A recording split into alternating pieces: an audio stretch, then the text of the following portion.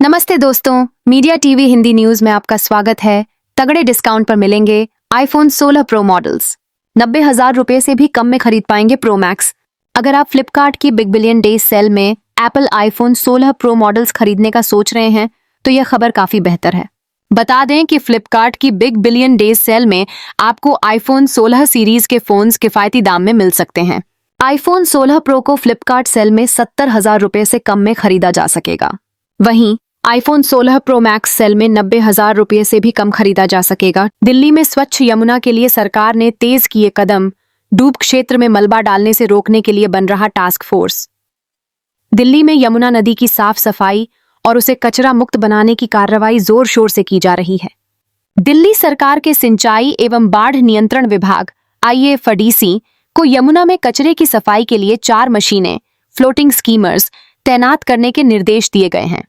साथ ही दिल्ली विकास प्राधिकरण को यह सुनिश्चित करने के भी निर्देश दिए गए हैं कि यमुना बाढ़ क्षेत्र में मलबा, निर्माण अपशिष्ट या कोई अन्य कचरा न फेंका जाए। इतना ही नहीं, इस दिशा में ठोस कदम नहीं उठाने वाली एजेंसियों पर DDA को जुर्माना लगाने की कार्रवाई करने के निर्देश भी दिए गए हैं। नेपाल में कर्फ्यू हटा। चुनाव अगले साल 5 मार्च को नेपाल में काठमांडू और अन्य हिस्सों में लगाए गए कर्फ्यू व प्रतिबंधात्मक आदेशों को शनिवार को हटा लिया गया। दैनिक जीवन सामान्य हो रहा है। उधर राष्ट्रपति रामचंद्र पौडेल के कार्यालय ने यह घोषणा की कि नेपाल में संसदीय चुनाव अगले साल 5 मार्च को होगा। गौर हो कि प्रदर्शन के कारण नेपाल में कई दिन तक बंद रहने के बाद दुकानें, किराना स्टोर, सब्जी बाजार और शॉपिंग मॉल फिर से खुल गए तथा सड़कों पर आवाजाही फिर से शुरू हो गई। कई दलों, वकीलों ने कहा, संसद भंग करना असंवैधानिक। नेपाल के प्रमुख राजनीतिक दलों और वकीलों के शीर्ष निकाय ने राष्ट्रपति के संसद भंग करने के फैसले को असंवैधानिक मनमाना बताया। गौर हो कि राष्ट्रपति रामचंद्र पौडेल ने संसद भंग की सिफारिश को शुक्रवार रात तुरंत स्वीकार कर लिया। पटरी पर लौटने लगा जनजीवन। काठमांडू घाटी और अन्य हिस्सों से कर्फ्यू हटा। नेपाल में काठमांडू घाटी और अन्य हिस्सों में लगाए गए प्रतिबंधात्मक आदेशों को शनिवार को हटा लिया गया, जिसके बाद दैनिक जीवन धीरे धीरे सामान्य हो रहा है। नेपाली सेना के एक प्रवक्ता ने कहा कि शनिवार को कोई प्रतिबंधात्मक आदेश या कर्फ्यू लागू नहीं है। कई दिन तक बंद रहने के बाद दुकानें, किराना स्टोर, सब्जी बाजार और शॉपिंग मॉल फिर से खुल गए तथा सड़कों पर आवाजाही फिर से शुरू हो गई। कई जगहों पर सफाई अभियान चलाया गया, जिनमें प्रमुख सरकारी इमारतें भी शामिल हैं। हाल ही में हुए हिंसक प्रदर्शनों के दौरान प्रदर्शनकारियों ने इन इमारतों में तोड़फोड़ की थी और आग लगा दी थी। चार्ली किर्क की हत्या मामले में संदिग्ध व्यक्ति को पकड़ा गया।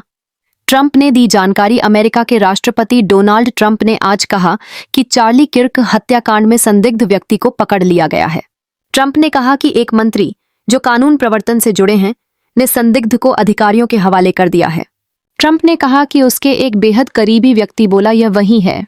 एक कानून प्रवर्तन अधिकारी ने AP को बताया कि किर्क की हत्या के सिलसिले में हिरासत में लिया गया संदिग्ध यूटा का 22 वर्षीय एक युवक है।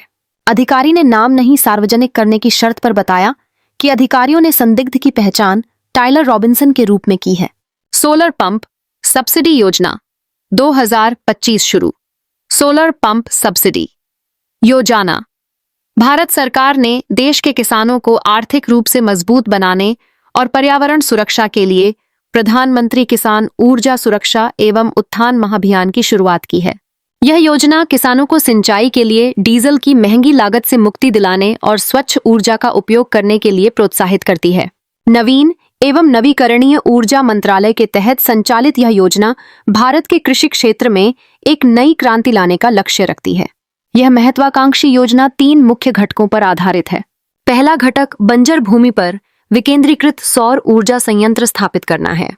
दूसरा घटक किसानों को स्वतंत्र सौर पंप उपलब्ध कराना है। तीसरा घटक मौजूदा ग्रिड से जुड़े कृषि पंपों को सौर ऊर्जा से संचालित करना है। बच्चों के लिए 46,000 जमा करने पर मिलेंगे 12,47,584 रुपए। जानिए, यहाँ पर पूरी सटीक कैलकुलेशन। हर माँ बाप की सबसे बड़ी चिंता होती है अपने बच्चों का भविष्य। पढ़ाई लिखाई से लेकर शादी ब्याह तक के खर्च को लेकर माता पिता हमेशा फिक्र में रहते हैं। ऐसे में अगर समय रहते थोड़ी थोड़ी सेविंग की जाए तो बड़े बड़े खर्च आसानी से पूरे हो सकते हैं। पोस्ट ऑफिस की PPF स्कीम एक ऐसा सुरक्षित और भरोसेमंद निवेश है जिसमें आपको लंबे समय तक अच्छा रिटर्न मिलता है और आपका पैसा पूरी तरह सुरक्षित रहता है। पीपीएफ यानी पब्लिक प्रोविडेंट फंड सरकार द्वारा चलाई जाने वाली योजना है। इसमें निवेश करने से टैक्स बेनिफिट भी मिलता है और साथ ही ब्याज दर तय होने के कारण आपको पहले से पता रहता है कि कितने साल बाद कितना फंड तैयार होगा। यह बच्चों के नाम पर भी खोला जा सकता है, इसलिए अगर आप हर साल इसमें पैसा डालते हैं तो मैच्योरिटी तक आपके बच्चे के लिए एक मजबूत फंड खड़ा हो जाएगा। तेज खबरों के लिए जुड़े रहिए मीडिया टीवी हिंदी न्यूज के साथ। जय हिंद, जय भारत।